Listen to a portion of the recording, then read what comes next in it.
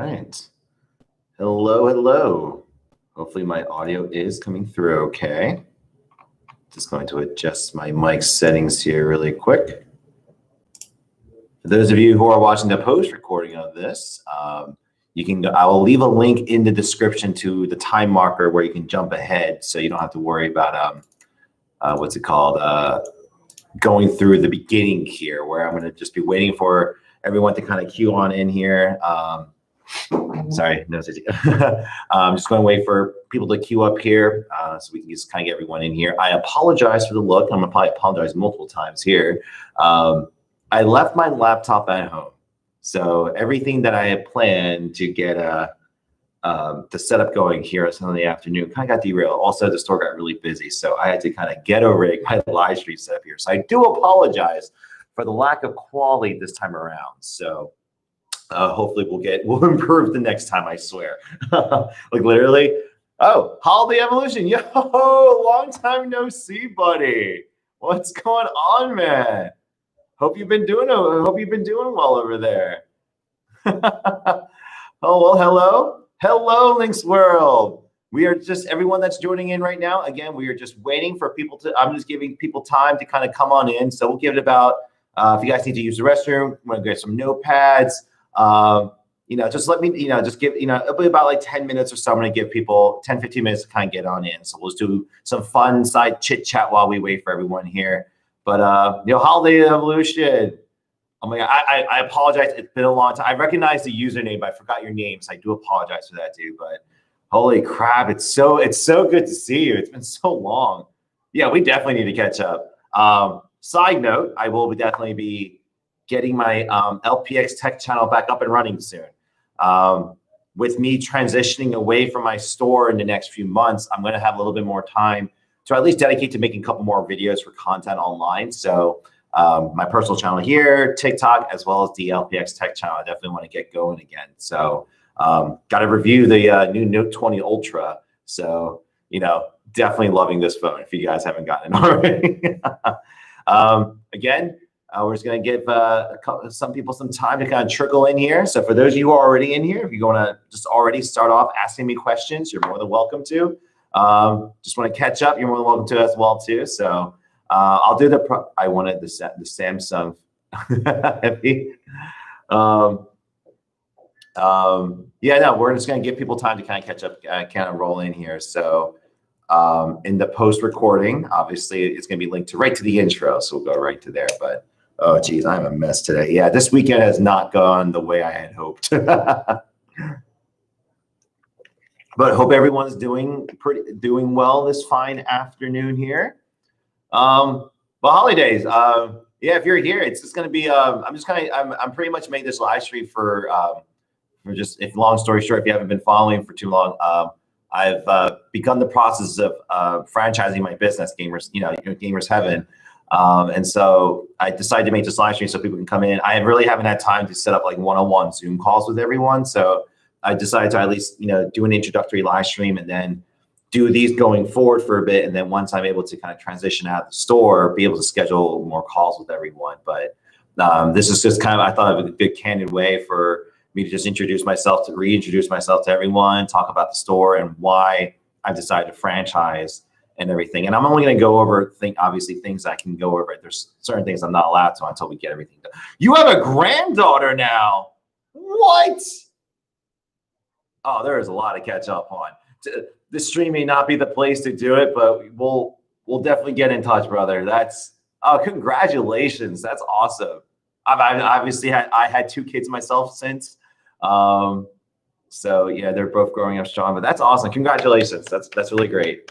Oh, that's awesome. That's really, that's some positive news, especially during these times right now, because I think we're about to go back into shutdown starting tomorrow. So we're about to find out here. That's some positive news for today. Thank you. That brings a smile to my face. That's awesome to hear. Anyone else here in the chat here? Just want to give a quick hello. What's going on, everyone? It looks like we have 7 people here right now. So I guess everyone's just they heeded my warning about giving about 10, 15 minutes. About 10 minutes. I won't do 15. That's too long. So we'll get going here at 3:10. I'm just going to let more and more people trickle in here. So we can just go from there. But oh God, I hope everyone's doing this. Hopefully it's better weather for some of you out there. It's like rainy and miserable outside in our area here. So, oh geez. I just realized I left the burners running outside. So guys, I will be right back in 2 seconds. I left the propane burners running outside and I was supposed to turn them off. I'm going to swing right back. So if anyone else comes in, I'll be right back, guys. I forgot to turn off the propane burners outside. So it's going to be zim.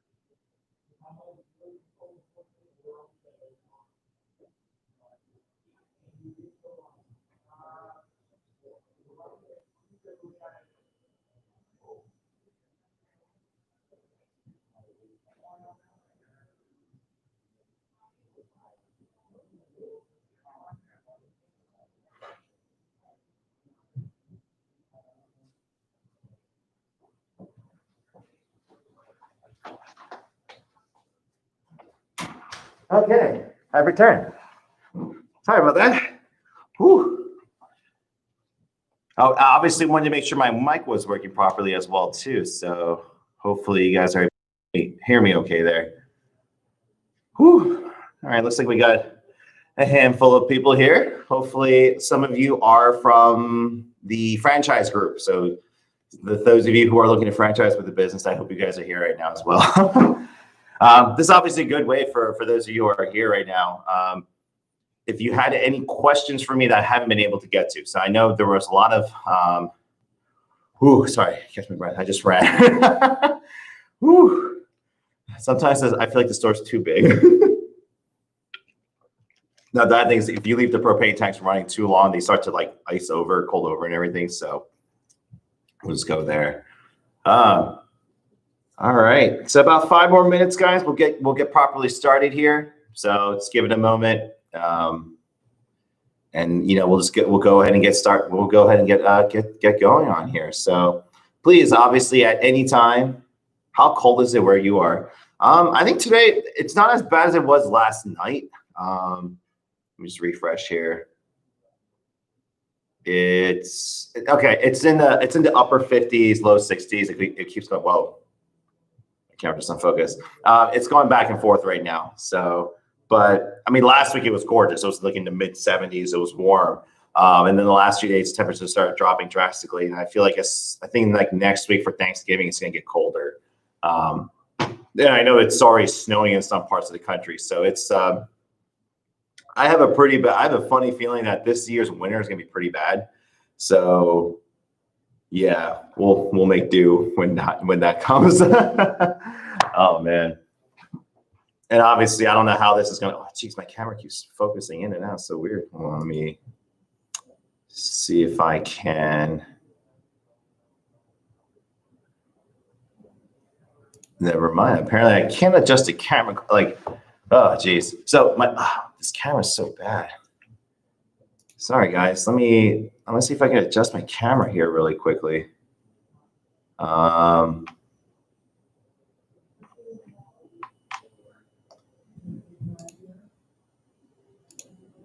Okay, never mind. It's not letting me adjust the camera here. So it might go in and out of focus just because of the way it is. Again, this was not the setup that I had intended. I left all my equipment at home by accident. Literally the book bag that I had everything ready to go with so I can be in the office space, a little bit better of a background for you guys. I had to grab one of our gaming PCs and I literally set it up. So it's on a chair like this, and this is kind of how we're going right now. So I do apologize for the ghetto rig nature of this. Okay, my camera really needs to stop doing that. But we're making it do. So I hope you guys can at least hear me okay. And then we'll get this chat going here. All right. Is there anyone, there's just get a handful of you guys right now. Is there any more of you that are coming from the franchise side of the business at all? You guys hear as potential franchisees, or are you guys just fans that have been following me for a while? Or actually, there's some people that come from my LPX Tech channel as well too. So I'm still alive. About 2 more minutes, guys. We're gonna wait about 2 more minutes to let some more people trickle in here, and then we'll go ahead and get the stream started. Links World, nice. Oh, Links Word. Sorry about that. J-Toe, nice. But yeah, we'll definitely get going here. And obviously, I'm going to reiterate this multiple times during the stream that please keep in mind that I don't have my franchise disclosure documents signed yet, created. We haven't registered with the Trade Commission either yet. So in terms of anything financial, business operations, and anything that's important to the business, I will not be discussing, and I will not and cannot openly discuss and answer. So even if you ask something, maybe in regards to that, I'll do my best to answer it. But if I simply can't, I'm just going to ask you to wait. And it's not that I'm hiding anything. It's just more like legally, I got to make sure that we have because it's a legally binding document when eventually someone signs. So the last thing I want to do is tell you one thing, and 2 months later, it's completely different. And it's just a nightmare for everyone. So, but today, so it's 3:09. So I'll get a little bit started here. But yeah, today overall, guys, it's going to be just kind of doing a high level overview. And I apologize, guys. In about a minute, I'm going to kind of repeat what I just said there, just because this is also going to be recorded and it's going to be up on my regular page. So people who couldn't come to the live stream are going to go back and watch it. So you might hear me repeat myself a couple times. So I apologize for that. But cool. But no, it's awesome that you guys are here. So we'll give it another minute or two here, and we'll get this started, guys. This is honestly, this is definitely like a nice break from the shop.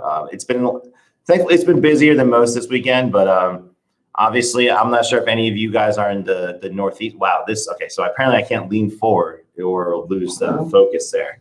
I'll just angle it down and I'll move back. There we go. I think that might work better.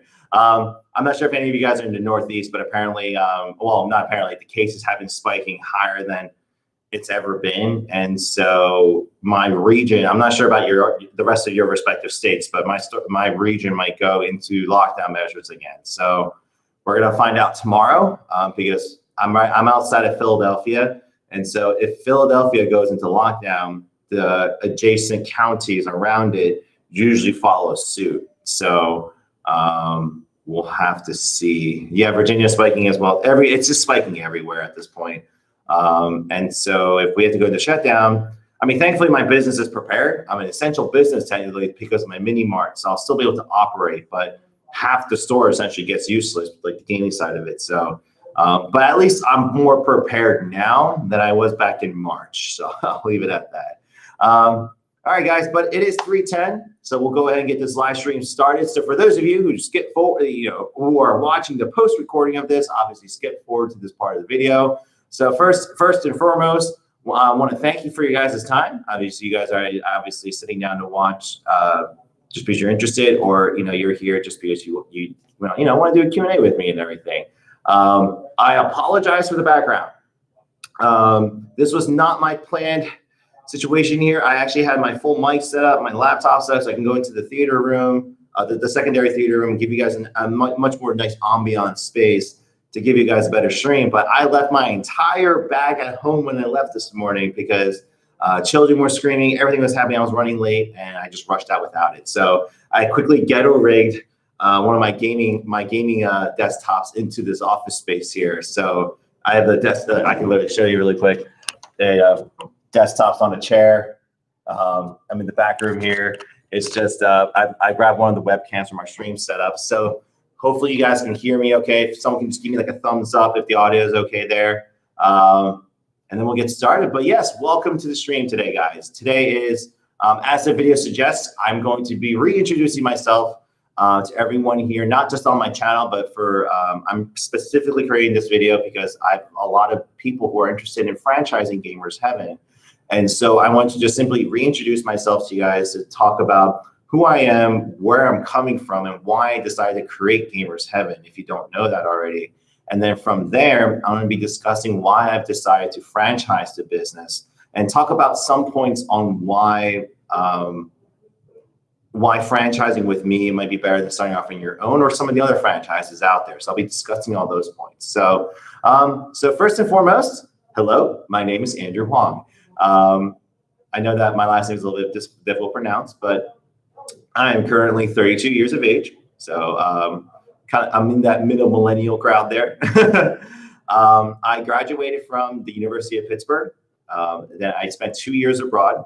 A year and a half. I spent 1 year in South Korea and 6 months in Japan, in Yokohama, Japan specifically. And my year and a half abroad is what really got me my inspiration idea for Gamers Heaven. And this was over 13 years ago. So I went to Korea 14 years ago, Japan 13 years ago. So it's been a while. But I'll go back to that in a second though. But I did get my master's at Drexel University at Laveau Business School. So I got my MBA in business analytics. And I originally was going to move up the corporate ladder at my last company. And so that's kind of the reason why I did it there. And obviously, if you can't already tell, just by if you haven't been following my videos, if you haven't been following me on TikTok or anything, by the way, link for the TikToks down below if you haven't checked that out. I'm a nerd. I grew up as a gamer. I grew up loving anime, Disney, comic books, Marvel, Transformers, you name it. I loved everything. Power Rangers. Like I was not your stereotypical nerd, but like I grew up, within that.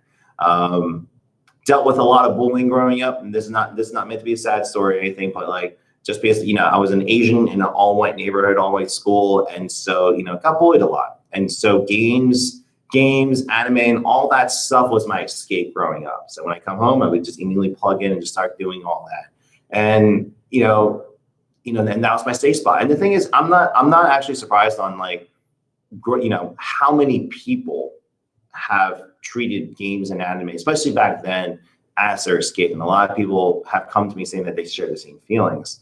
And so I've always loved it growing up. So even through middle school, and we moved to different school districts, I always loved it growing up, but I never knew how many people out there really liked it. I just knew that I could go to, for those who remember Suncoast Videos, go to Suncoast Videos, be able to go buy the DVDs and the VHSs of the animes I wanted to watch and everything. Obviously the internet started blowing up, so I was able to start torrenting back then, found some other places to be able to consume fan subs and fan dubs and everything like that.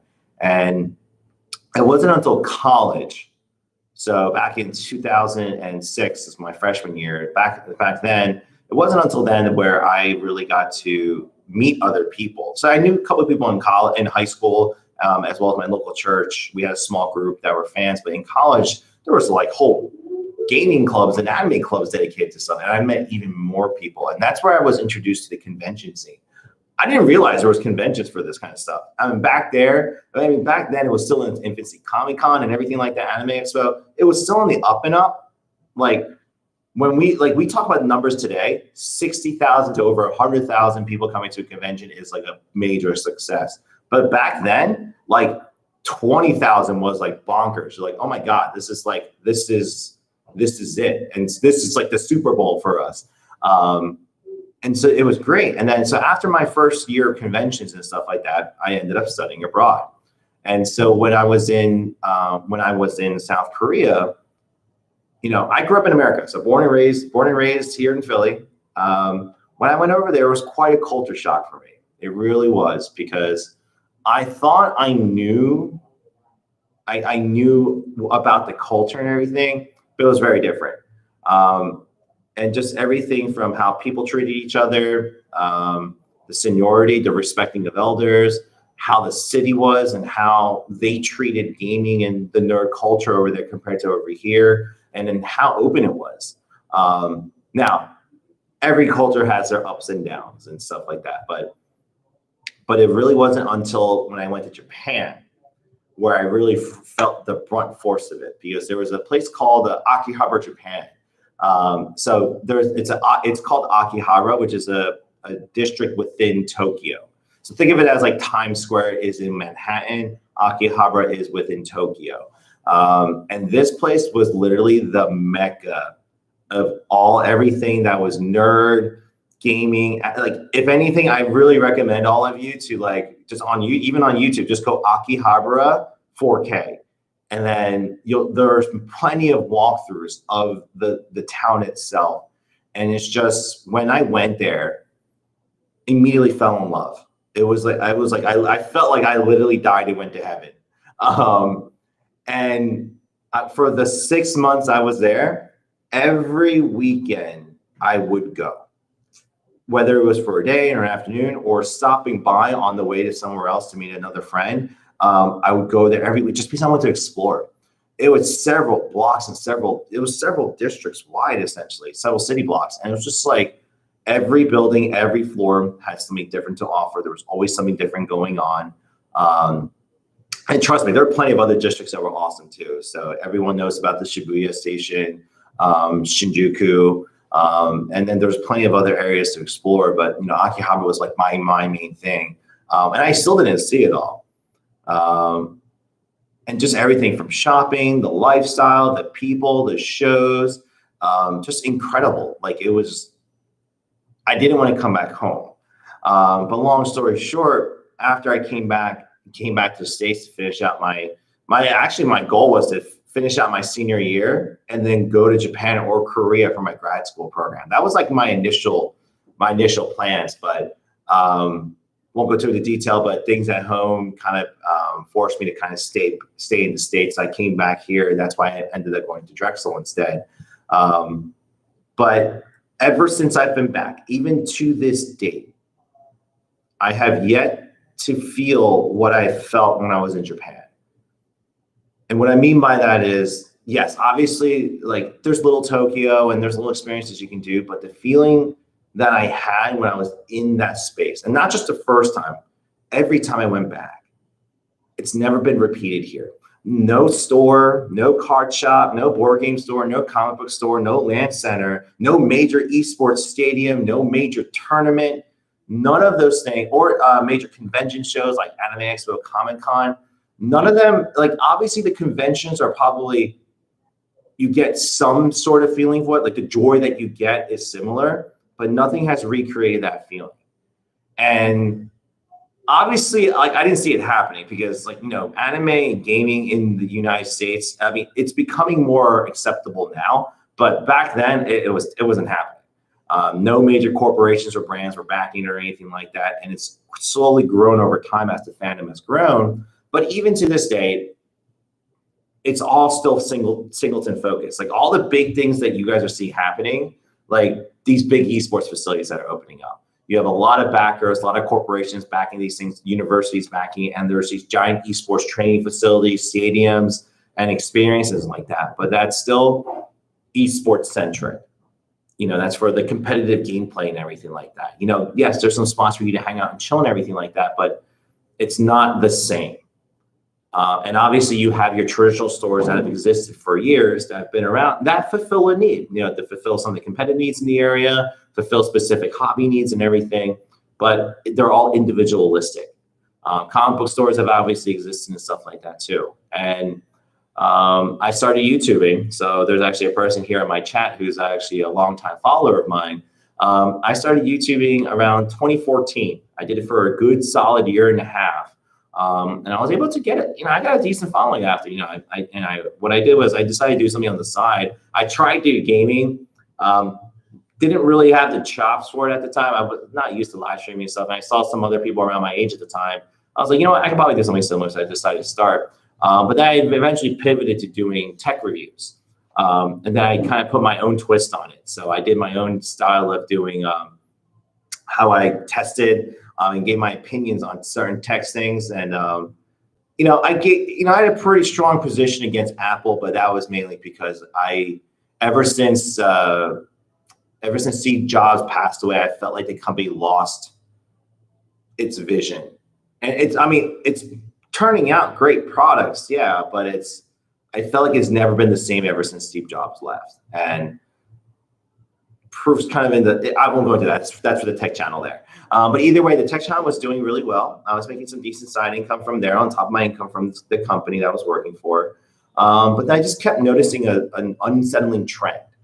And what it is I saw all these gaming YouTubers popping up and everything.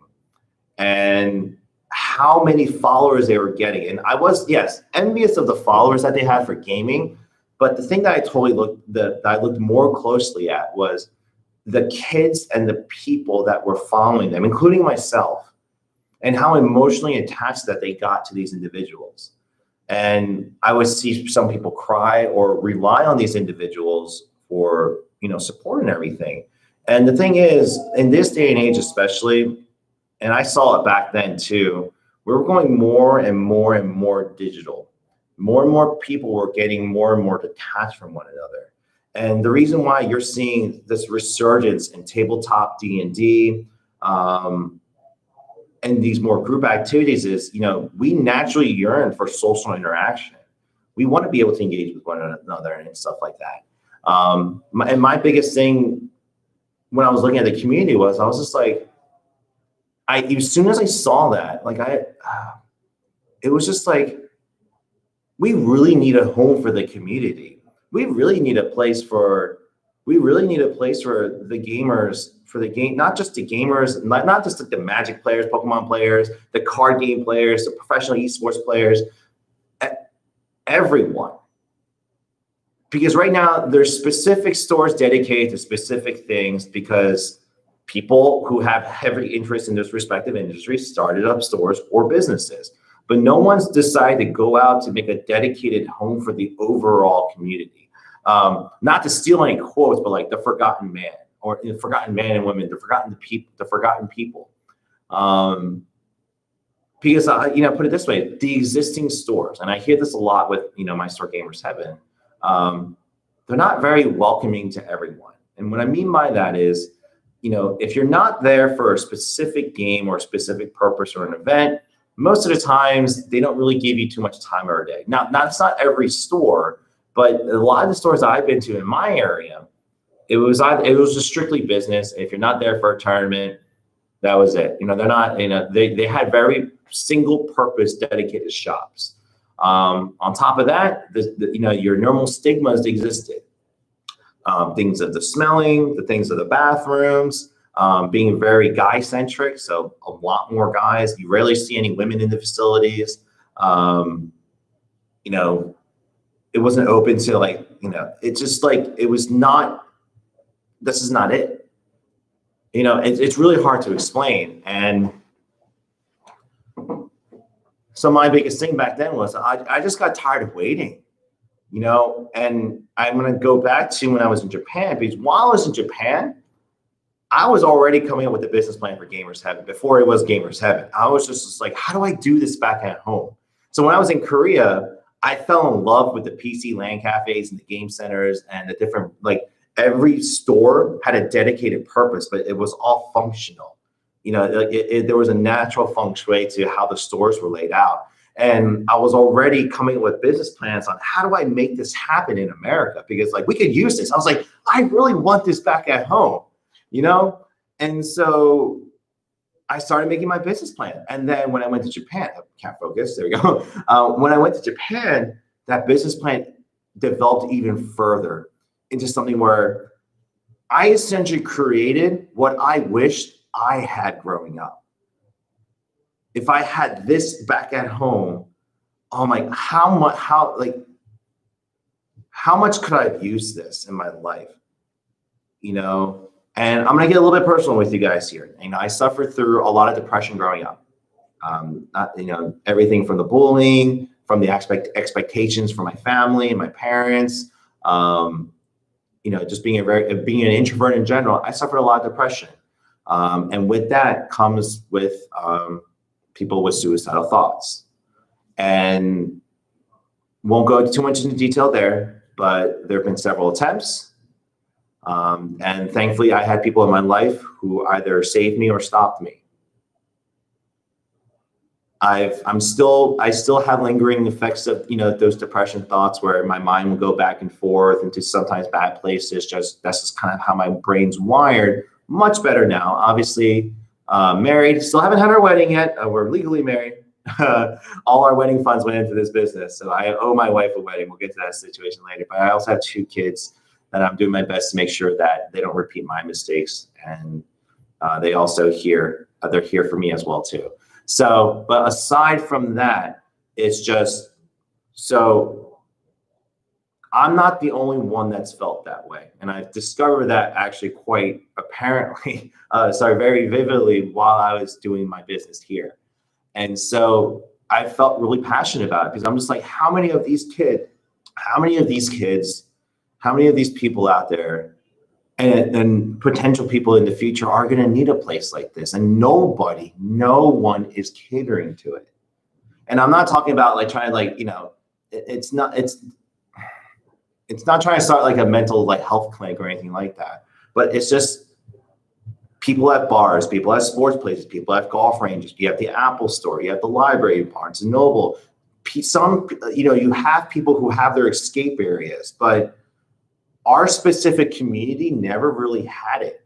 And for us to have to wait for an annual convention, it's giving us something to look for. But what if happens if you have a really bad week or a really bad day, and maybe your friends are available, your family's not available, and you just need a place to escape to? Where are you going to go? And I know I won't drag on about it, but long story short, guys, like I decided to go for it. I brought back my business plan. Back when I graduated, trust me, it was like back then it was definitely a shell of what it is now. But like I needed about like $250,000 back then to try to get it going with all the equipment and building stuff I needed. And New Phoenixville definitely need what you have here in my area, Philadelphia and area of Florida. Links were no. Thank you guys for saying so, guys. We'll definitely do a Q&A afterward, guys. So but definitely feel free to go ahead and put questions in chats. I definitely see you guys over here. But no, made a pretty decent business plan back then, and but obviously no one is going to fund a recently graduated college student with heavy student loan debt, no assets to his name, and zero experience. So I tried for a couple of years, failed, and so I went to grad school, went into corporate America, and forgot about it. And so, but then again, when I saw all that happening and the feelings of that kept growing, I went back to the drawing board and I completely made a new business plan with in mind trying to bring Akihabara to America. And it was an aggressive business plan, and I had a starting point, and from there, it was pretty much get me started so that I can start developing the path to getting that mecca here so we can start building some safe places for everyone. And I found someone who was willing to back the business idea if I could show a proof of concept. So show him that I was willing to risk it all and gain some following with that business model concept that I had.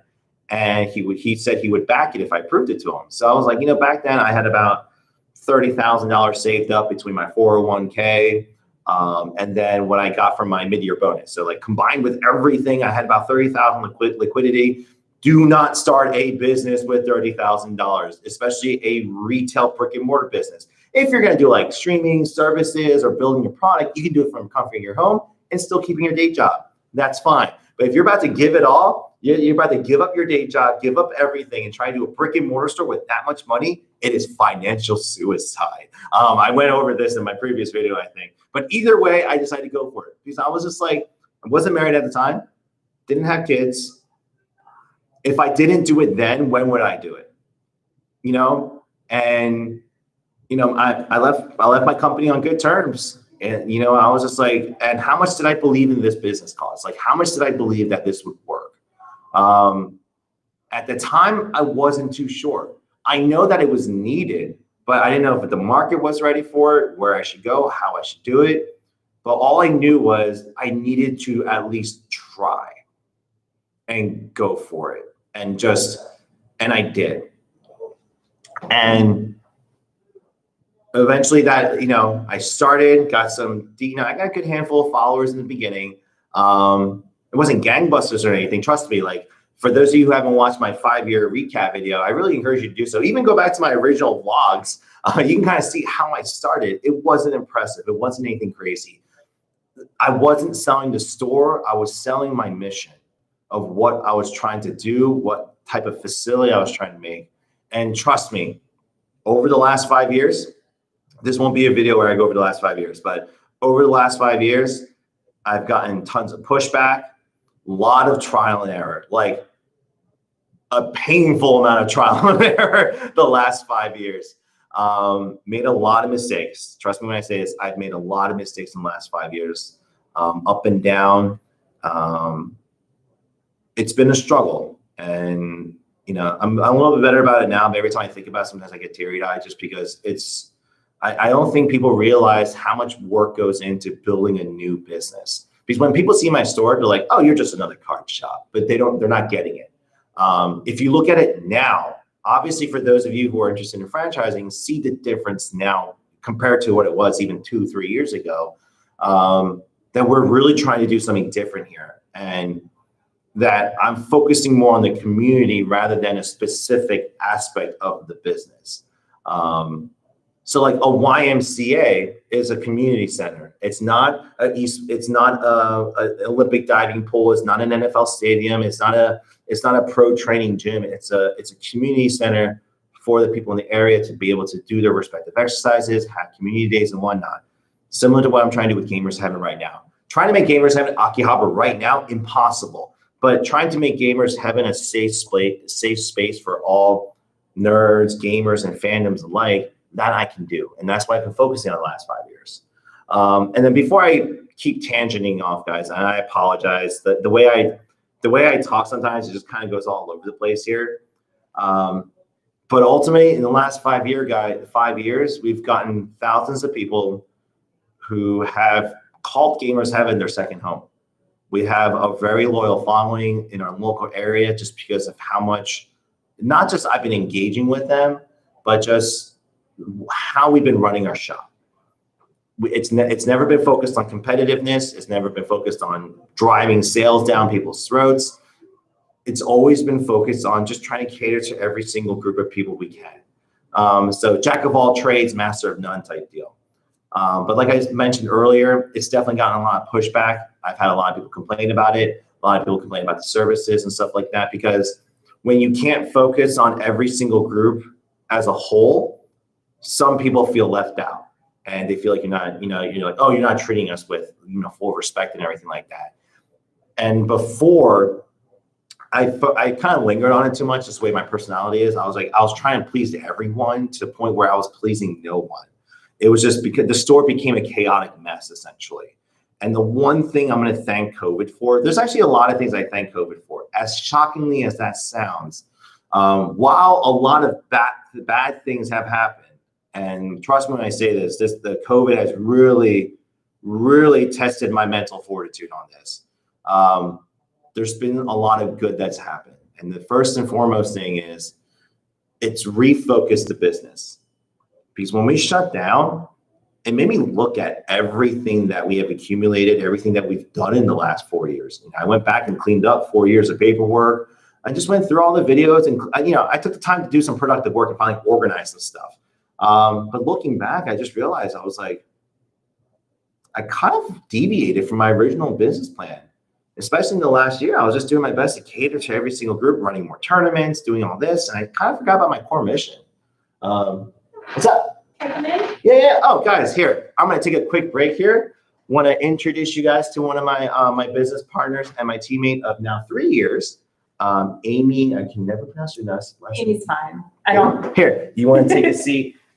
Amy came on board about 3 years ago. She initially came on to be our Gamers Heaven streaming ambassador, but then long story short, has become an integral part of our team and family. My wife and I are pretty much good friends at this point.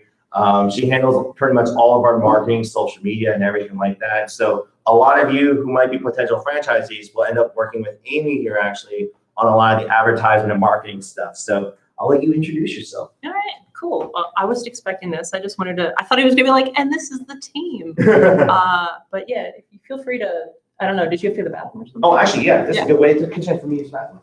Right back. So my name's Amy. I do a lot of the social media marketing. What do you guys want to know? Quick, he's gone. It's time to take over the stream.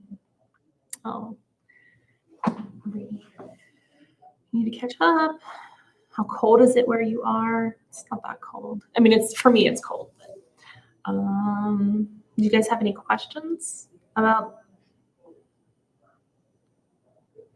I'm sorry, I'm slow to read the chat. Let's say working here, it's a labor of love. You get to do fun things. You get really close to the people that you usually work with. We ended up we have Gamers Heaven 20. This was pre-COVID. We decided to go on vacation. We all went down to Florida. I think we didn't close the store, but we did not close the store. We went down to Florida together. Yeah, I am his no person. I think everybody needs a no person every now and then. And you need yes people, but you also need no people. And if you are the no person, then you need the person who's pushing. Andrew's the one who's always pushing for everything. He's the one who's got the dream, he's got the vision. I'm the one who's the planning. Like, this is a great vision. Now, how do we get from point A to point B? Because you're already at like F, and we need to bring it back. That is a lot of my role here is to bring things, back so we can get them accomplished and organized. So I think in any good situation, you need a well-rounded team. So I'm the no person. Darius sometimes is the no person, sometimes is the yes person. So when I say that yes, it's usually a cue to we need to get this done now. For example, because of COVID, we had a different layout of the store. We had the computers were actually 10 feet apart, and everything was nicely, situated into pods. You could eat at the computer, but we were having an issue where we need more computers. So when it came down to it, when we kept having it time and time again, it was now's the time. Because they were like, we need new computers. And I was just like, we should hold off. And then when I was like, we need new computers, he was like, we need new computers. And it was just go time. So you definitely need someone with a vision. And then you need someone who is good with organizing. And generally that goes hand in hand with a lot of marketing and social media stuff. I like to be fun. I want, you don't have to know everything, because having a game store is there's many different aspects. There's Magic, there's Final Fantasy, the card game, there's Final Fantasy, the games, there's Kingdom Hearts. So any new releases, having a well-rounded team is always super important. At least in my opinion. I know a lot of things when it comes down to the online aspects, the streaming, cosplay, sewing. That is stuff that I like to do in my personal time. So I bring that to the store. When after COVID, we'll be opening up like sewing classes and stuff like that. But also I like playing like zombie first-person shooters. So I'm like Resident Evil, those kind of like Minecraft games. I also like the world builders, the sandbox ones. So having someone who's knowledgeable like that is important. And then you have Andrew, who's just like gaga over the Gundams.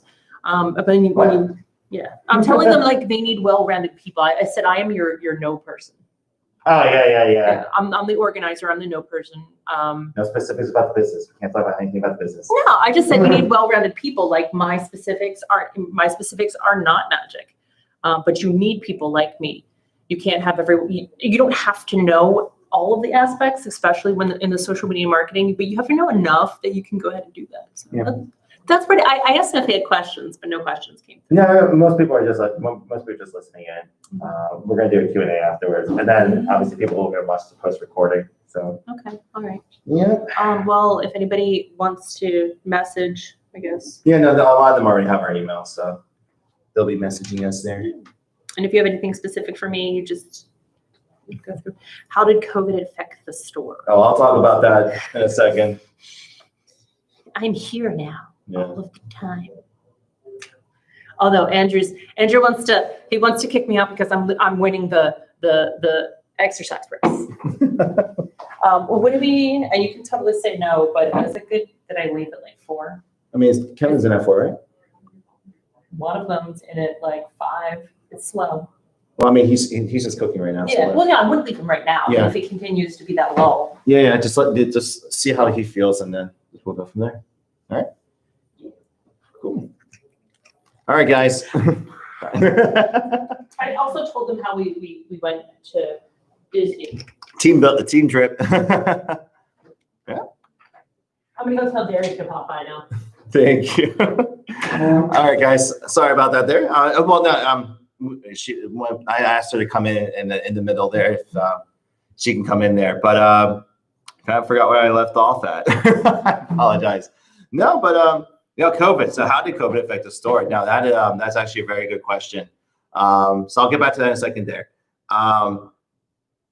So I believe I was actually talking about that. So obviously during COVID, like I said, we had like a come to Jesus moment where we're just like, do we close the business or do we stay open?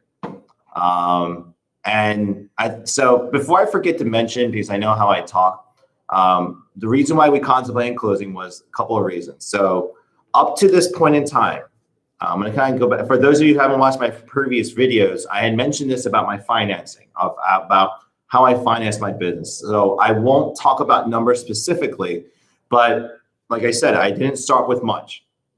And so over the last 5 years, it's been a mixture of me selling off portions of my business to different business partners. So they invested in, they got a portion of the store, and spent a little bit of that. But the majority of it actually came from term loans. So it was a lot of no SBA banks, no banks were willing to give me any type of long-term loans or anything like that. So it'd have been nice if I could get like a small cash injection for a good term loan and stuff, where it's like, $100,000 and over 10 years, it was a little under $1,000 a month essentially that you would pay to do it. But unfortunately, no one was giving those, and the only loans that were offered to my small business essentially were term loans. And what I mean by those is they're almost like loan shark loans, but they're like, hey, we'll let you borrow $10,000, but it's got to be paid back in 6 months. You're like, oh, well, that's not that bad. That's, a couple $100 a month. That's, not that bad, but it scales. So the one example is my register company would take 18 to 20% of the credit card sales until the loan was paid back. And any given month, that could be a couple $100 to a couple $1,000 a month. And then when you pile those loans on top of each other, you end up, that's a big chunk of money going out every month just to pay off those loans. But in the flip side, you would hope that you invested those loan funds in order to upgrade and, propel the store. So your income should raise to offset that cost. Made some major rookie mistakes. That's why my finance video, I told people, don't recommend doing those. I definitely would advocate that you avoid any of those type of those finance situations. But store performance, though, the one saving grace of the store, why we were able to last for so long was, number one, yes, when I sold shares and we took those loans and stuff, that a majority of them did go into operations. So keeping the lights on, making sure that we could feed ourselves, making sure that the building was still there. But on top of that, continuously expanding the furniture, the equipment, the amenities, the different product lines, and just growing. And thankfully, the business has grown consistently year over year. And so, proof's in the pudding. Just if you watch the 5-year video, you see where we started and where we've come. And so when COVID hit, we were actually on track to be completely debt-free by the end of this year. So me and my couple other business partners that weren't being paid, by the way, and I have not gotten a consistent paycheck or really a paycheck from the store. I got maybe one or two, and I had to stop for the last 5 years just because it's been a lot of man hours being put in, a lot of sweat equity put in. Just because every dollar that came in, I did my best to put it back in. And so it's between support from my family, my wife's parents, we were able to get by. So I won't go into detail on how I kind of got by the last few years, but trust me when I say this, a lot of sacrifices were made to make sure we got to this point. But yeah, when COVID hit though, the store was doing well enough at that point to at least maintain the payments, keep the store open, and, do some growth and reinvesting. And so by the end of the year, all the major loans would have been gone. And so pretty much 2021, we were already looking to expand, doing more convention shows. Like this year was already we had a lot of things planned, things got canceled. And then next year, we're going to start like doing the big changes and big renovations, because we would then have the flexibility to do some, actual long-term finances and whatnot. But then when COVID hit, business shut down. We couldn't operate, zero income, but bills were, the credit company bills were piling up. We obviously couldn't afford the mortgage because no income was coming in. I didn't have any money saved aside just because everything has gone into the store to keep it going. And so I was faced with the situation of, do I declare bankruptcy? Because my old company actually offered me a job back because they actually needed more help because everyone was working from home, and I worked in the technology department on the business operations side. And so they were like, hey, you can have your old position back, full term in job, you're back to normal. And when I calculated what the bankruptcy courts would have done, it was a hard decision on whether or not do I just give up, have my wages garnished for 5-10 years, and then just be done with it. And my family's taken care of. I have solid income now. We have benefits. Do I just do that? And any sane person, that's the decision you make, because you got to take care of your family and your own situation. But my one thing my family was saying though is like they saw where the business was heading, and for me to give up and quit and to close the business because of a virus, they thought it was a waste. Even though my parents, my family, and my in-laws were against me starting a gaming business in general, leaving my steady corporate job, they didn't want to see me lose this way. And so I won't go into full details. I already made a full video about what went into it, but we decided to move forward. We made a deal with my business partners at the time, and we moved forward. And with that in mind, as I mentioned previously, I looked back at the core of the business and we redid everything. We sold off as much of the old stuff as we could. We redid the entire store, new floor, new carpet, new ceiling. We started replacing all the old furniture, and we restructured the store in a way where we went back to the core focus on focusing on the community. Got a lot of pushback, but at the same time, I was trying to find my best way to balance both sides. And the people that have chose to come now are the people who are the true core people that we've been looking to target. The outliers that, were outraged about certain things, obviously they didn't have the right mindset about the store, and they have their own respective places that they can go to. So we didn't lose too much sleep. Well, we lost some sleep on it, just the way I am and stuff. But we slowly started recovering. So for those of you obviously know, I converted our old esports area into an Asian mini mart. That has now been further consolidated. So now we have a proper eating cafe space for our boba tea area, eating, and eventually it'll be a proper cafe area too. The gaming space has now become one holistic unit. So sorry, I'm tangenting again. It's going to be that. But going back to why I'm franchising, so let's bring it around. And if you guys have any questions, feel free to ask as I'm talking here. I'll be more than happy to answer it here. Again, not talking business specifics, but I can talk about everything there.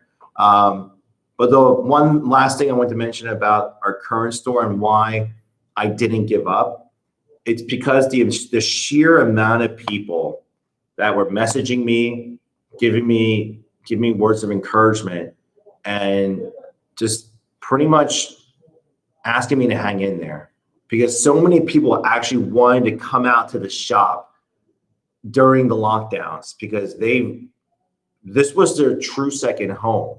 And I know that I've done my job when I have people in the last 5 years, the sheer amount of people that have come to me about their family problems, their struggles, personal life questions, and just advice. I've had people, and I don't care what side of the political spectrum that you are, it is about the gaming and the community when you're here. And I'm so happy that we've been able to cultivate a community here where both sides respect one another when they come in. Political talk stays outside. I've had people complain to me, like, why am I shutting down a conversation? Because it's making other people uncomfortable. You want to talk about that stuff, you want to start judging people, you do it outside of here. When you're here, it's about the games, it's about the community, it's about the culture, it's about having fun. You're escaping all of that when you're here. And thankfully, over the last 5 years, it's become that. And a lot how much this place feels so safe for a lot of people. I have people coming up to me, and I'm the first person that when someone finds out or someone realizes that, they're going to transition, or maybe, they don't know who to come out to as, hey, how many people that have come out to me that they're transitioning, or, they're gay, or they're lesbian, they're LGBTQ. So many people have used me as their first person of contact to see how I would react. And it's just like, okay, I still love you. Like, what do you want? It's like, they're like, a lot of people are shocked when they're just like, they're expecting a certain reaction out of me, but then I give them something that they didn't expect. And so the sheer amount of people that I've seen come out to me in the last 5 years is, at first it was kind of surprising, but now I'm just like, that's how much they feel at home when they're here. And so that's been my mission the entire time. And it's just like, when people even judge, say, like, you have furries in there? It's like, of course. I also allow cosplayers. It's like, I don't care who you are. Just respect one another, period. If you don't want to do that, there's other shops you can go to. Period. Done. And when the whole TikTok thing blew up, so let's go into the franchising. When the TikTok blew up, it just vindicated, because I'm going to tell you guys right now, before the TikTok channel blew up, we were already on a downturn again. Because trust me when I say this, guys, like, even though you guys see the store the way it is right now, not everyone feels like, pretty much 90% of my customer base, they are scared to come out. They are doing everything they can to keep outside travel, outside gatherings and stuff to an absolute minimum. And how I know this is, I've gotten a ton of messages of people say, I am too afraid to come out. I know you've done the best you can to keep us safe, but I have immunocompromised parents or family members. I'm just like, I am completely understanding. But the fact that they're apologizing to me, and I have people that come in at the crack ass of dawn in the morning to come in to be like, I just wanted to get here before anyone else got here, just to let you know, like, once we're in the clear and the vaccine comes, I plan on coming back, so please hang in there. It's just like, whoa. But at the end of the day, though, we still got to, we have bills to pay. And every small business out there is feeling the struggle. And I know there's been a lot of businesses that have closed and are going through similar things. But when I made that TikTok video, and trust, I started a TikTok channel actually in the middle of the pandemic, just because my other business partner and a teammate, Darius, was just like, you should start a TikTok. Like, you used to do YouTube. And I know you don't really have time to make YouTube videos, but why don't you at least try to make like 1-minute videos just talking about the store? And I did that for a few months. Didn't really get traction. I got like 100 followers. I was like, oh, cool, yay. And then I made that one video just talking about the store and how it's different. And that just went boom. And I know some of you are here because of that video.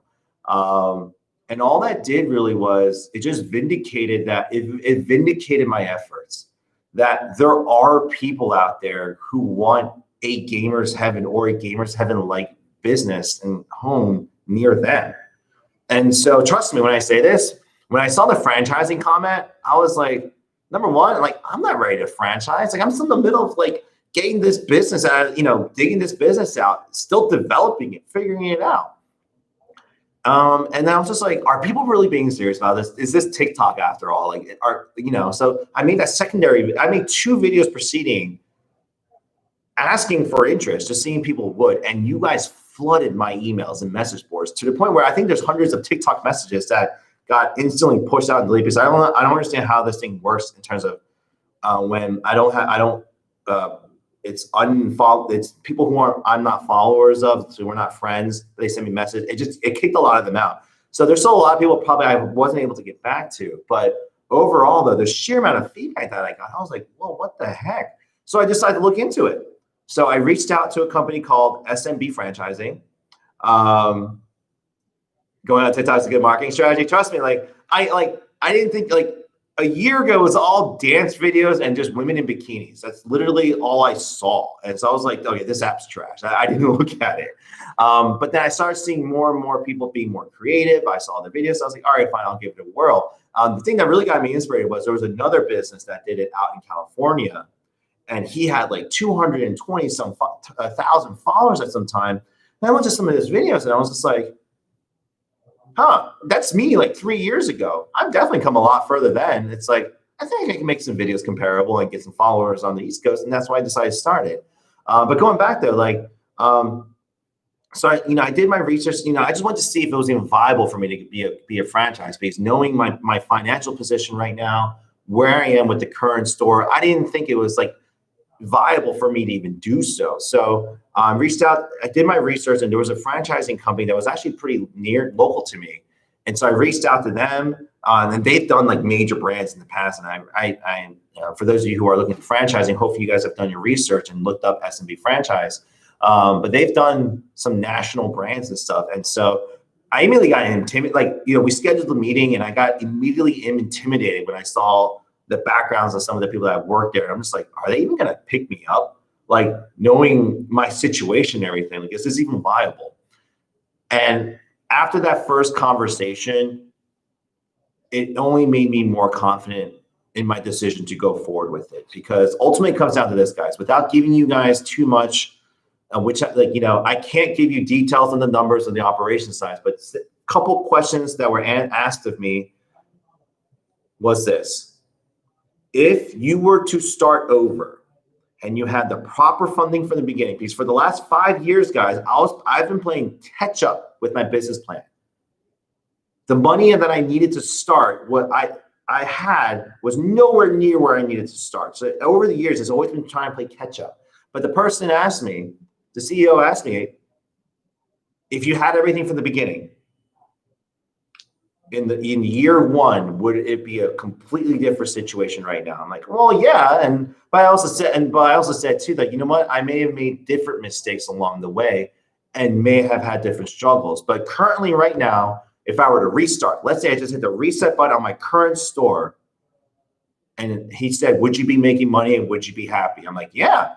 If I were able to hit a reset button right now, and number one, COVID was out of the way. So I'm basing this off my 2019 numbers and what I was projecting for 2020. But I was like, yeah, if I were able to hit reset on all my finances right now and able to just properly restart with the equipment that I needed and everything, and in my current model with the customer base I had, I was like, yeah, I'd be paying myself a salary. I would have a full staff.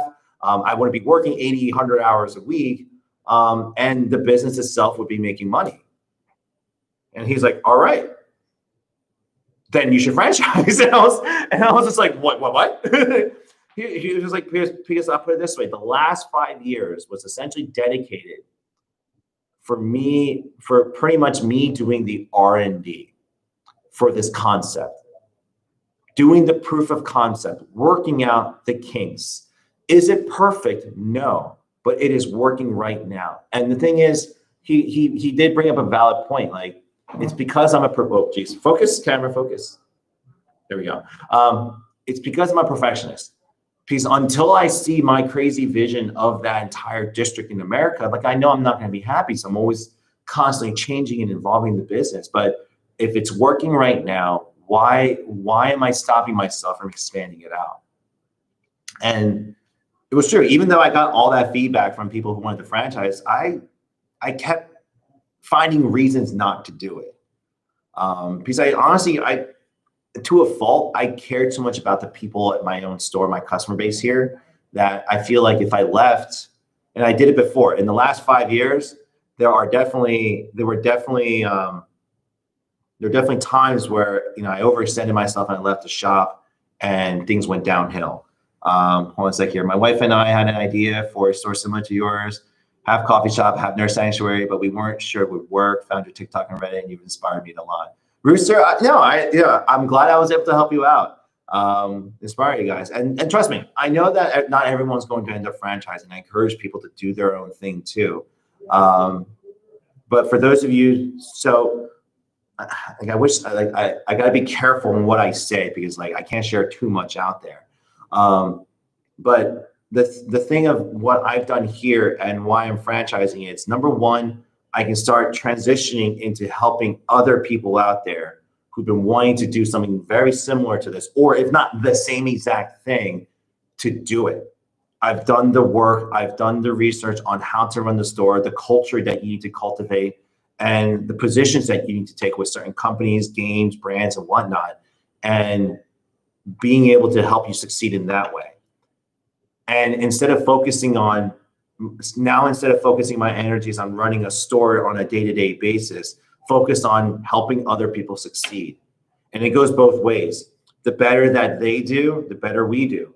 I can keep growing the brand and keep expanding it further and keep growing the gamers having community around, because I can't share it. Oh, I have so many ideas I wish I could share, but I can't.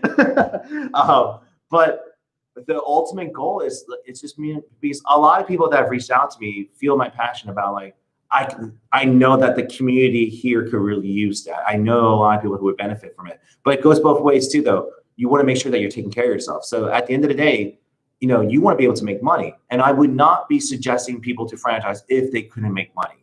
So I'm an advocate. I'm a business, like, you know, I'm a capitalist. I'm an entrepreneur. You don't get into business if you don't make money. But I also believe in if you enjoy what you do every day, you won't work a day in your life. That phrase, but I want to take it further. If I want to do it ethically, not just ethically, I want to do it by doing something right. I'd rather make $100,000 making a specific group of people truly happy than make $1 million exploiting that same group of people. And trust me, I want to make $1 million. Who doesn't want to make $1 million? You know, obviously like that. But the thing is, like, I want to do it right. I always tell my customers, like, the day you see me driving a freaking Beamer is the day you guys have lazy boy chairs, epic tables to play on, and it's just like, it's a banging facility, and you guys will be reclining back and like, oh, I don't care. He deserves it. You know, that's the way I look at it. It's like, I don't want to be, you know, everything that I can put back in, I'm going to put back into the business. And that's what I want.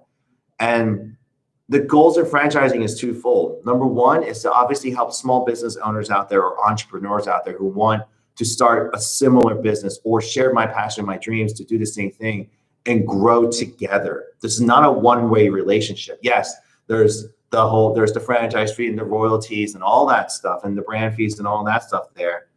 But I truly believe in it being a two-way thing, because what do I get out of just taking everything I can and you failing?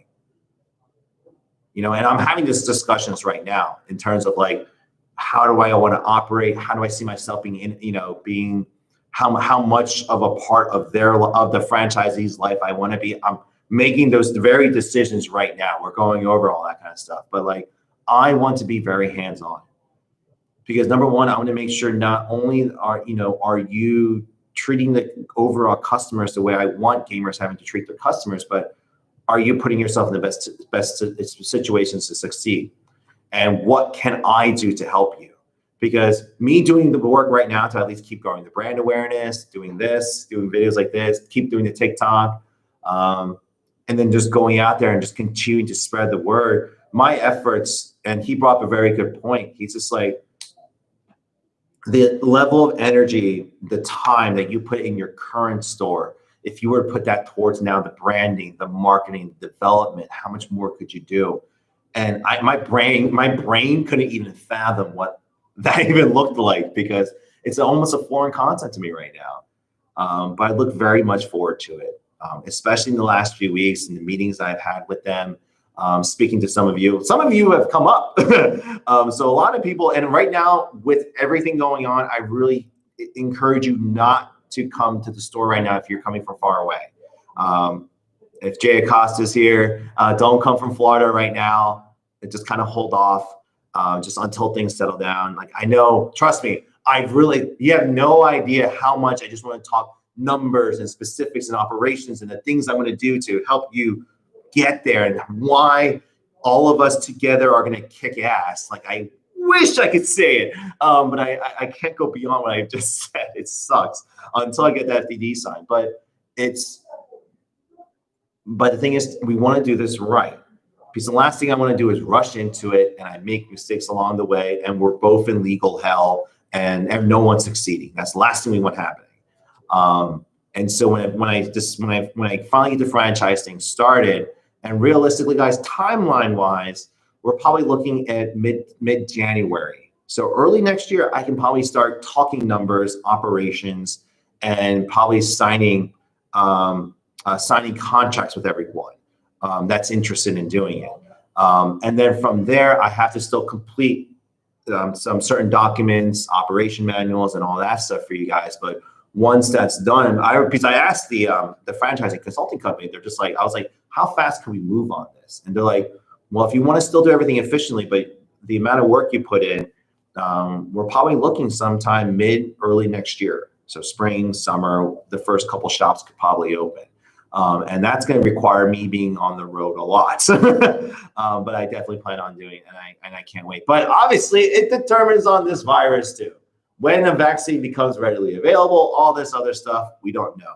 But I'm pretty sure all of you also realize too, this is the perfect time to do it because there's going to be a lot of people who are going to want to come out to these shops once this is all over.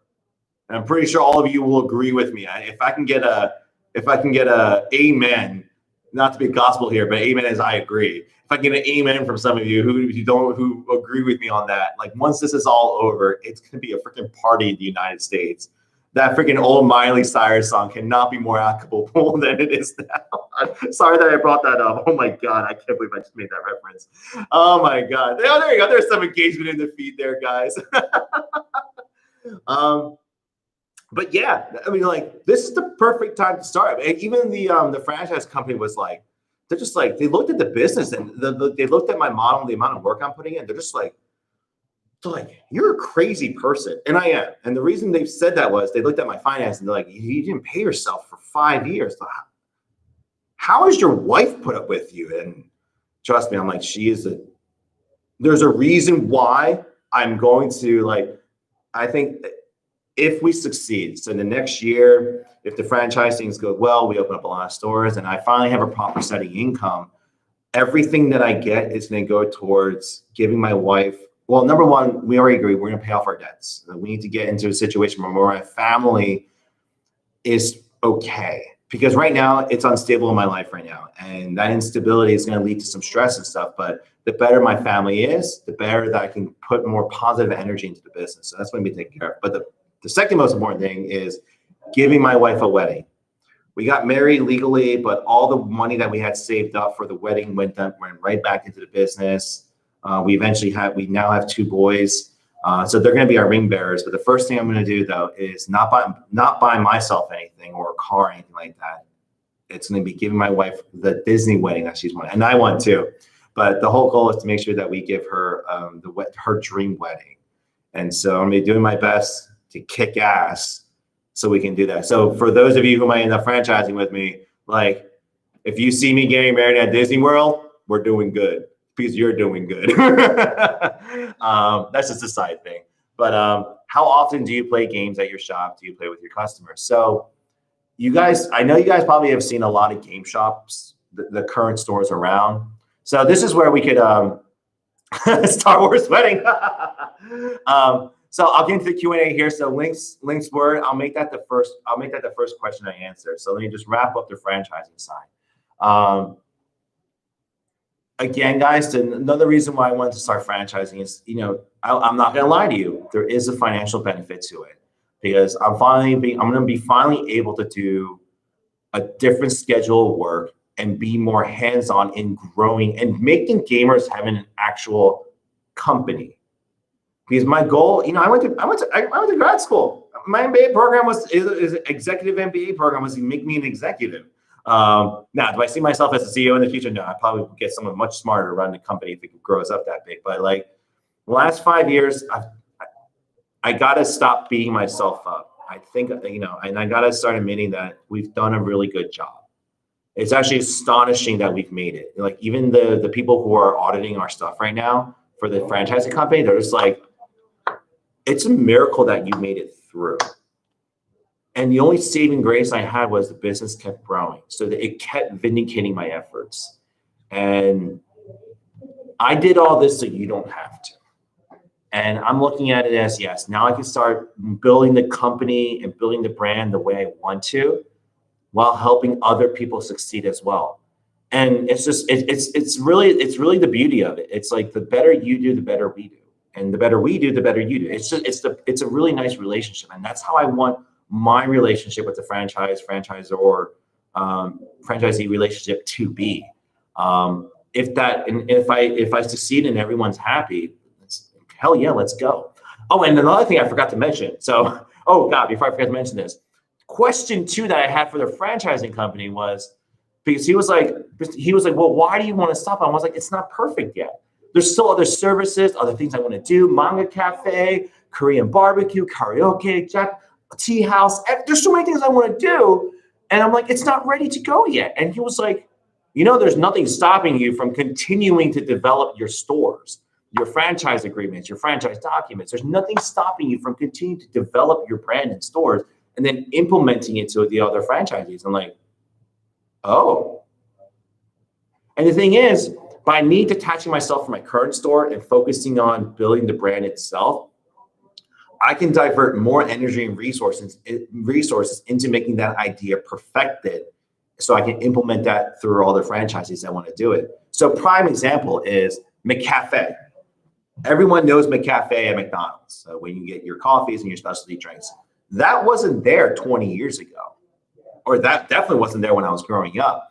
But then they saw the blowing up of Starbucks and all these coffee shops, and they're like, all right, we need to step up our coffee game. So they R&D'd McCafe, got everything ready, told the franchisees, hey, you should implement this into your business. Not every McDonald's has a McCafe. Similar thing. I can do stuff like that. And the fact that is what got me overboard in terms of like all in on the franchising. The fact that, oh, I can just focus on building the company. And he's like, yes. And he was like, we've been talking for 2 hours at that point. And he was like, that's the point I was trying to make to you. And he was excited. And I thought it was kind of a fake thing. I was like, oh, he's just trying to be fake excited so he can get his consultation fees and legal fees. And he just makes his money and we're done. And no, he was legitimately excited about the business plan. And again, we will go over that in the future. But when he was reading over it and what I wanted to do and all the specifics that were going into it, like he was like, this is a truly unique model. And he was really excited. So I hope you guys are excited too. Like, obviously, like if you guys are wondering about pricing, costs, and that kind of stuff, I simply just ask you to just kind of use your eyes. So why I can't tell you, by looking at the videos, looking at my store overviews, you can kind of spot guess costs and stuff like that. So I'll leave it there in terms of finances for right now. Later, I can talk about it once I get the documents ready. Yes, we sell boba tea. So I just got asked, do you sell boba tea? I implemented that back in July so we can be more food oriented, and that has blown up. And that's getting more and more popular each week. So hell yeah. So that's it, guys. So that's, and my thing too, the last reason for franchising is this too. If I'm able to grow the company, grow it across the country, and truly make Gamers Heaven into a company itself, then all those resources now can be dedicated to building Akihabara, my ultimate goal of building a dream mecca. So think of it as you have your Disney stores around the country, your Disney experiences, and then you have your Disney World, where everyone from the Disney experiences get funneled into Disney World. Like, that's what it could be. Like, oh, like that's, and like, well, because he brought up to me, he's like, well, why don't you just, if you get to that point, wouldn't you just want to sell to a private equity firm and make millions of dollars? I'm like, that's great and all, but I, Andrew Hong, won a life-size Gundam in the middle of my city. That's worth more to me than equity firm. This is the nerd in me talking. All right, I want to build this grand city, make it better than the one that's in Japan. And you walk in, you're seeing giant freaking Mecca. Forget the Disney castle, bam. And just like,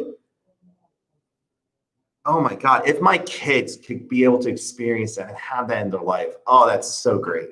But a long way away. That's a long way away though.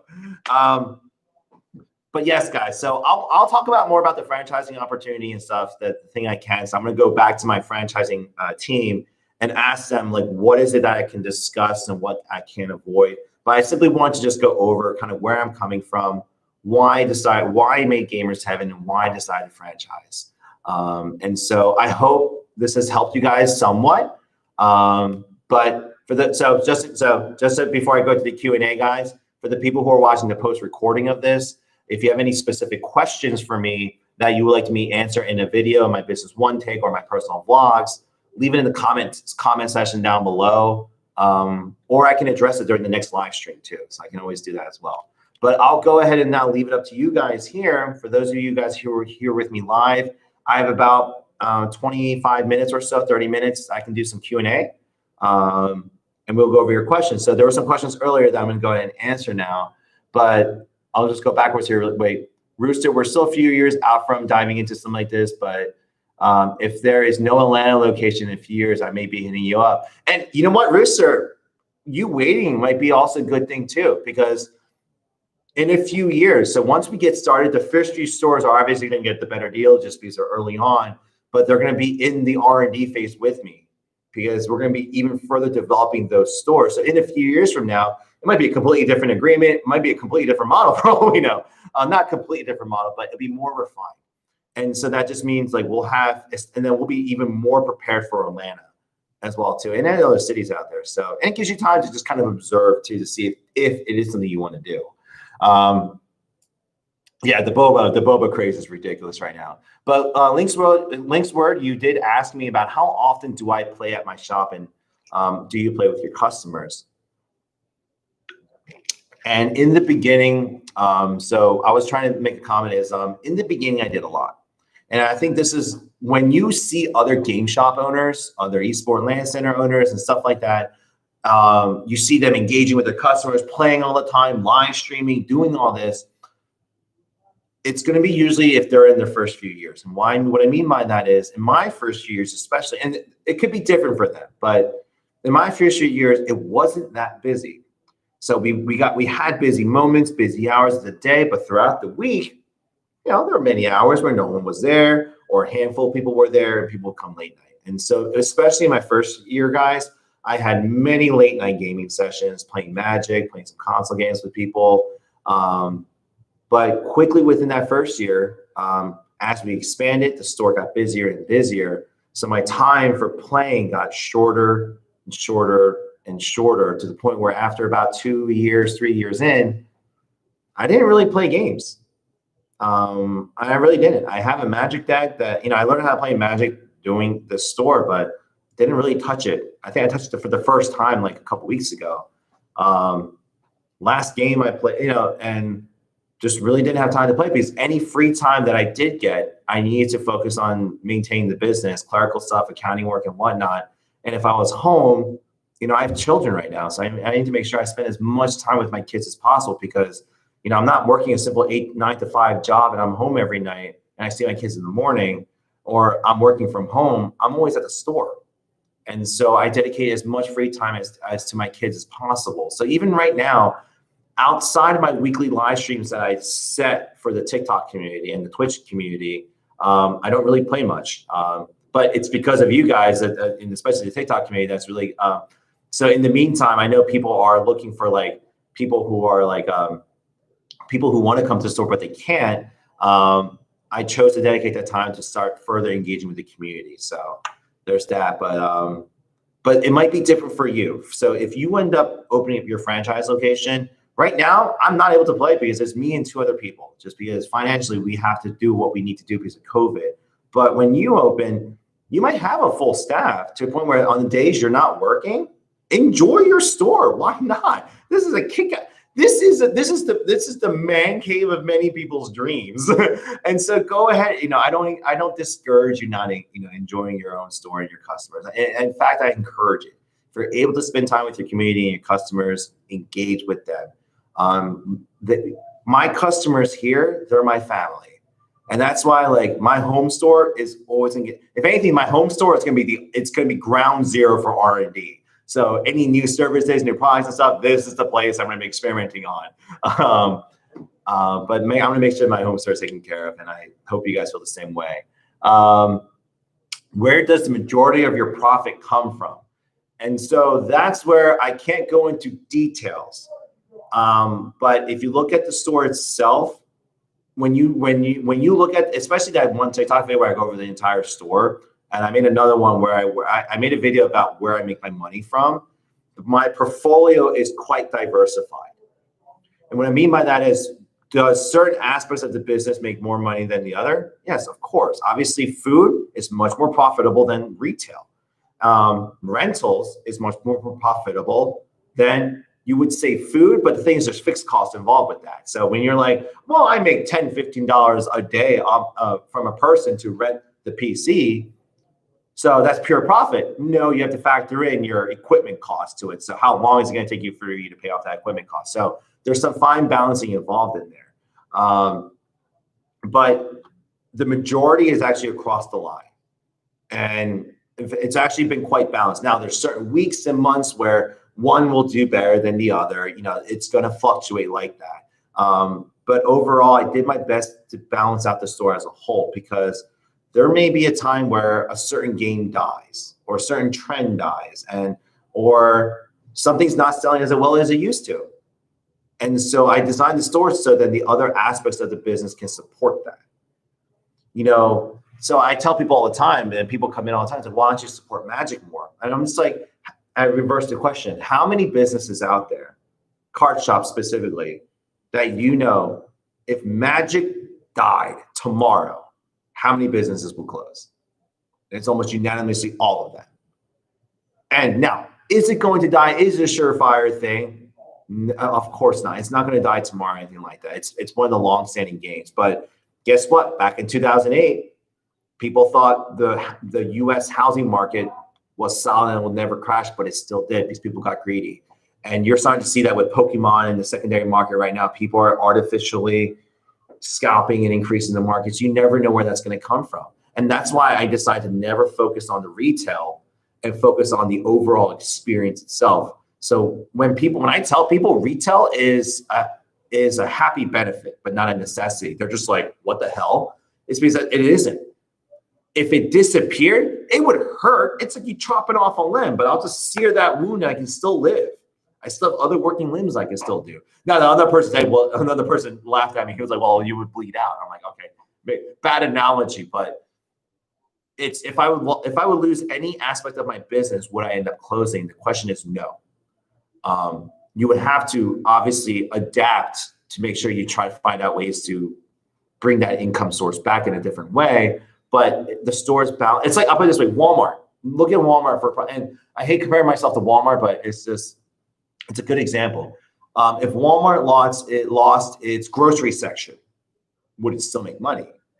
Yeah, I mean, obviously they would not be happy about losing it, but they still make money. If they lost any specific department of their store, they still make money.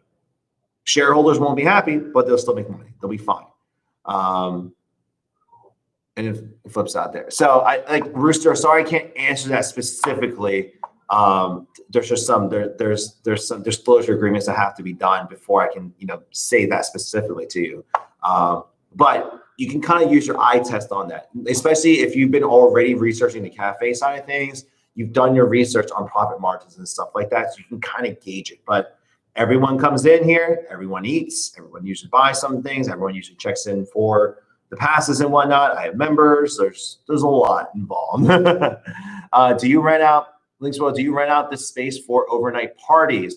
Now, before COVID, we actually did this and we had several planned for the summer. We actually had a summer pass available for students where for 2.5 months while they were home for summer break, we did one fee that covered pretty much every day of coming in for extended hours. And then overnight parties. So we actually had right before COVID, we actually had a handful of overnight, Fortnite, and some game nights planned.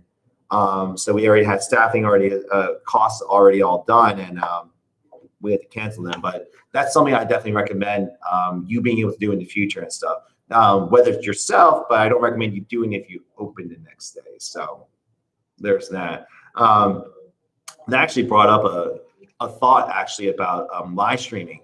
So doing like 24-hour live streams. I can't. Well, I can talk about the charity live streams. There's other ideas that I had in mind for the different shops because I want the stores all to work together.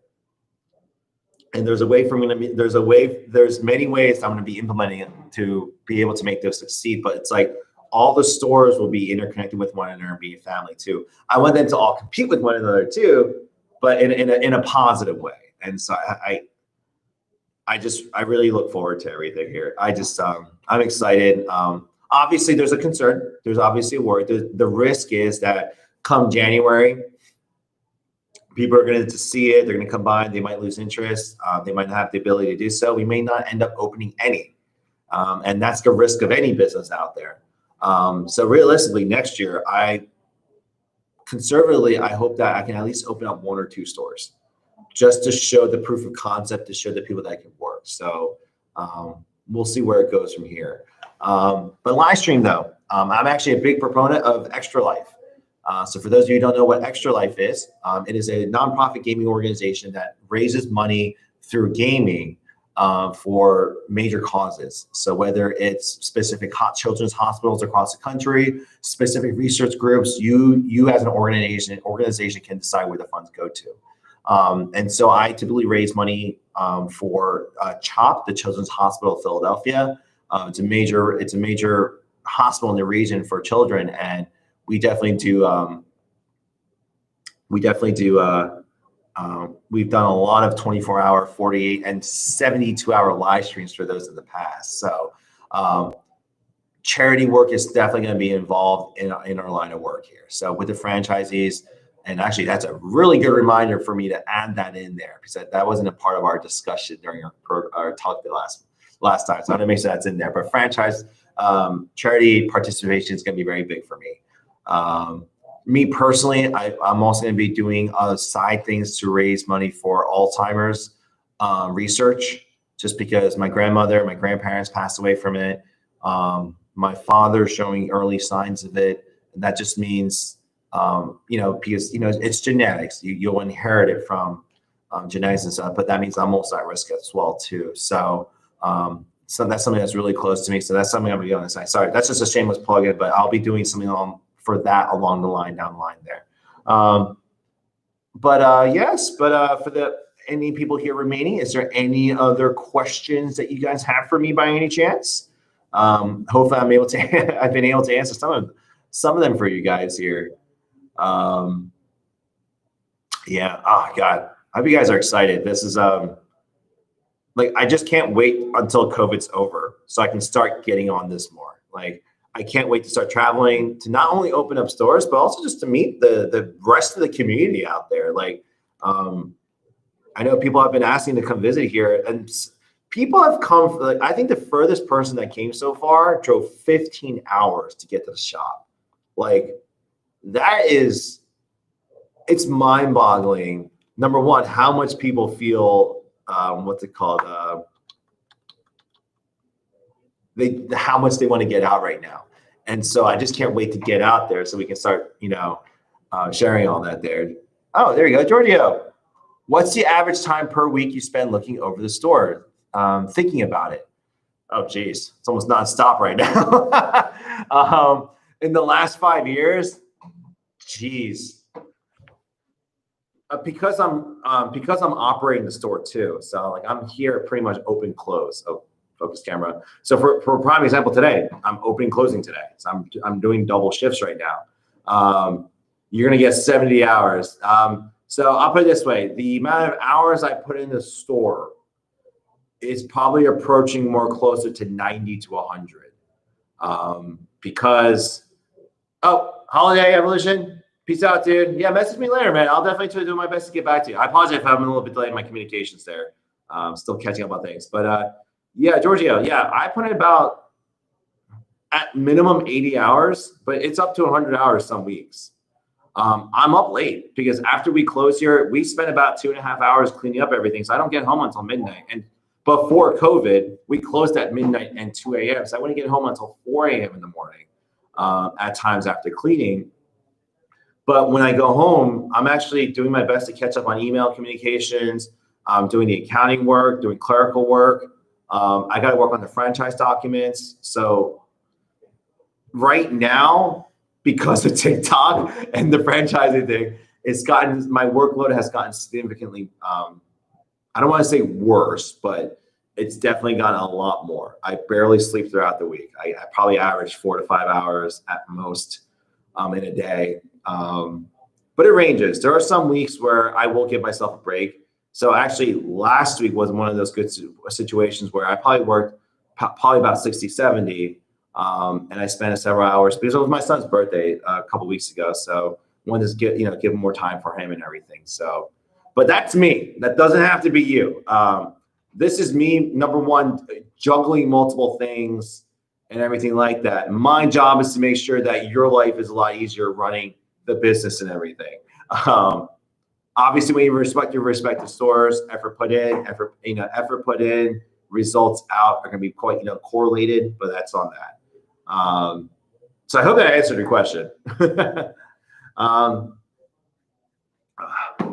Sorry here. Sounds like it's getting busier in the shop, so I'll be heading out here shortly here. I'm a pretty bad workaholic though. You can ask my wife. My parents and my family, extended family, always joke that she's pretty much a widow, just because I'm barely home. And trust me when I say this, like I've asked her many times if she just wants me to stop, but she's like, at this point, it's been 5 years. If we really feel like the light is at the end of the tunnel here, and the thing is too, once we get once I fully transition out the store, and I can just focus on the franchising efforts. I can step back in my hours, and I'm still going to put a lot of hours in. But what I mean is like I can work from home a little bit more. I can be home more often, and especially when we start opening up these franchises, I might be able to actually, I might be able to bring my family along. So while I'm going out helping the franchises open, train people, then I can go out with my family to dinner, and then see the local sites. I love driving. I love road trips. So if by the end of this whole ordeal, I can afford myself a Tesla, hell yeah. But that's, again, my wife gets her wedding first. Debts are paid off. Then Andrew can have his toys. But no, it's just like, I can't wait to just travel, meet everyone, and just really grow a solid community. Because right now, trust me when I say this, brands, big companies out there, major streamers and influencers, they laugh at me. They don't take us seriously. But if I can grow the community and we become a powerhouse, all of a sudden, we now have bargaining power. And that's the thing you got to think of. Like, I'm not coming from major money or major corporate backings or anything like that. But if I want to get up there, it's gonna take a village. That's the phrase I was trying to think of. So, I can't wait. Because trust me when I say this, if we get a lot of stores to try to open next year, because me trying to go to HP or Origin Gaming and being like, hey, I want to order 5 PCs, can you give me a discount? They're just gonna laugh at me. But it's hey, yo, I want to order 100 PCs.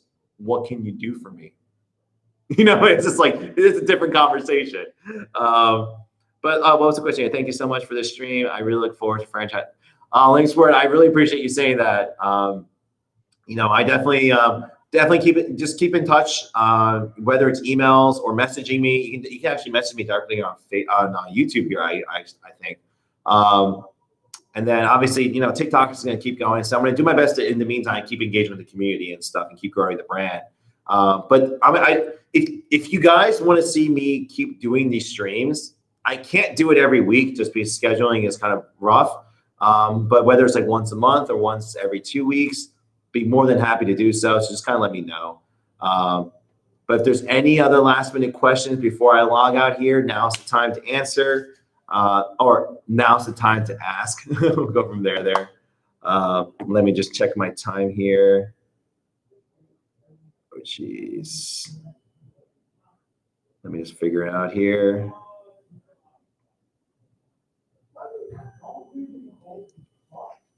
Here we go. Oh yeah, no, I'll definitely keep it up. I know there was a lot of people who couldn't make it today too. So I'm gonna definitely keep used to have a tech channel. Yeah, I did. Oh, Giorgio, did you actually or are you an old subscriber of mine by any chance? If anything, so I mentioned to another person who was a former, not former, but an old time follower, I think a year. Yeah, no, I did it in 2014. So from 2014 to 2015, I was pretty active on it. after I started my business and the business started getting busier, I kind of took a back seat. So I think my last video that I posted on that channel was like 2-3 years ago. And the recommendation video. Oh, that's awesome. I appreciate that. Yeah. No, see, the one regret I have is I don't know how well it would have done on YouTube. Because I got up to about 20,000 subscribers in my first year. And I think I was on track. If I kept going with it strongly, by 2016, I would have been at least 100K, if not more. And then by now, I probably would have been, let's be realistic, probably like 200, 500,000 subscribers, maybe 1 million, who knows? But like when I'm struggling, like there's days when I struggle because, you know, obviously money is an issue. So like when I'm struggling with money, I sit back sometimes, I'm just like, what if I never left my company? I just kept working my YouTube channel. How much money would I be making right now? And it just makes me sick because I was actually doing a pretty decent amount in my ad revenue because of the content I was making. So I didn't get as many views as like those 1 million+ subscriber channels, but the quality of view time, I got some good advertising money on top of my paycheck. It just makes me cry sometimes. But I chose to do this instead. It's for the community. No, I appreciate you watching some of the older videos, guys. That's awesome of you. Thank you. If anything, too, like this channel is just the greatest testament that I can give because the proof's out there. You know, the videos from 5 years ago, 6 years ago, they're out there. I'm not hiding anything. I'm not bullshitting you guys. My body of work is out there for you to see and for you to judge. You know, and when I say that I will be putting in as much effort as I put in my store to you guys that I did in the last 5 years, that's what it is. Like the amount of work that you've seen I put, like even in the first few vlogs in the first few years, that work has not only gotten more, like that level of work has never stopped. That level of effort has never stopped.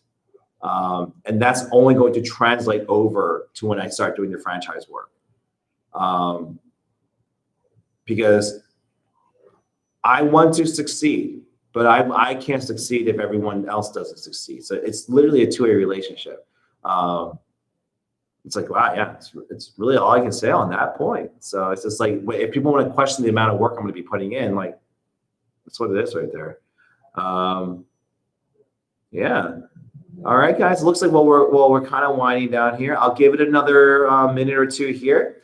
If there's any other questions you guys would like me to ask, if not, I'll go ahead and end the stream here in a couple minutes, and then we'll get going. I will be back on. I'll be on Twitch tonight around 9:30. I'll be on TikTok from at 8 o'clock doing a Q&A with my TikTok followers.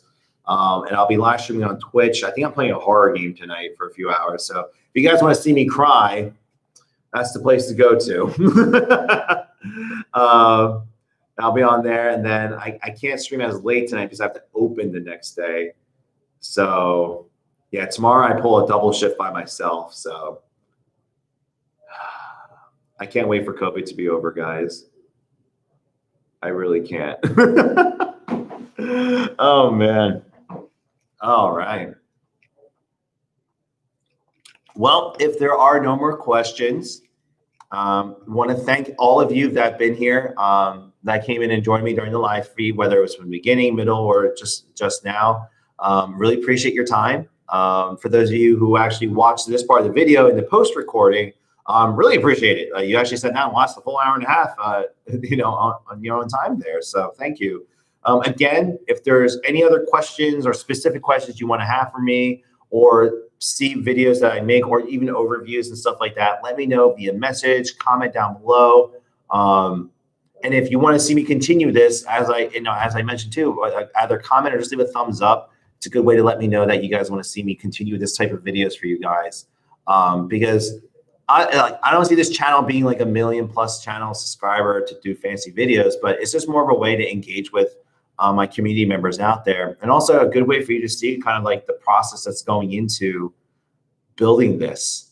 It's still, you know, building my dreams is still a work in progress, but you guys it's a great way for me to diary the journey along the way. So there's that. But guys, thank you again for all the time and all the love and support that you guys have been giving.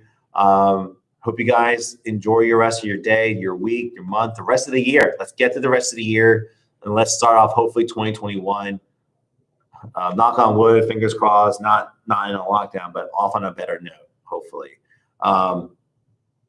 So whatever, like for those of you on the live stream, doesn't really pertain to you. So have a good rest of the day. But for those of you who are watching the recording, whatever time of day it is in the world that you are watching this video, please have a good day, good morning, and good evening.